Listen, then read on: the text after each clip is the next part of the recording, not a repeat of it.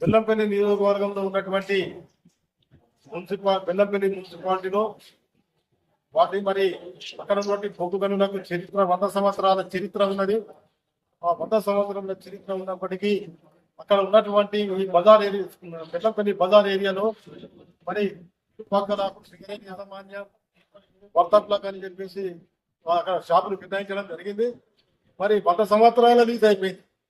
100 సంవత్సరాలు లీజుకి ఇచ్చింది. 100 సంవత్సరాలు లీజ్ అయిపోయింది. ఆ 100 సంవత్సరాలు లీజ్ అయిపోయిన తర్వాత దాన్ని మళ్ళీ సింగరేణి యాజమాన్యం రెవెన్యూ డిపార్ట్మెంట్ గారు అప్పచెప్పడం అనేది జరిగింది.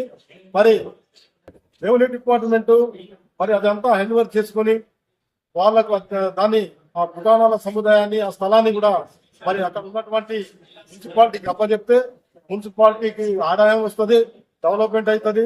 కొన్ని లక్షల 1000 కోట్ల ప్రాపర్టీ ఉన్నది అది.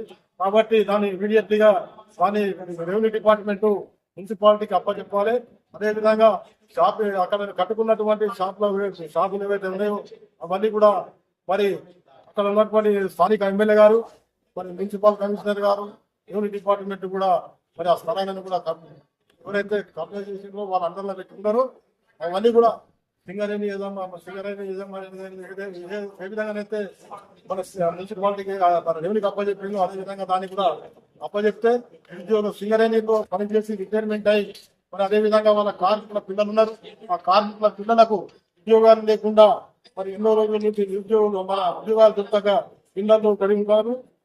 పిహెచ్డీలు, బీటెక్లు, ఎంటెక్లు, డాక్టరేట్లు కూడా చేసి ఈరోజు ఉద్యోగాలు లేక ఖాళీగా తిరుగుతున్నారు.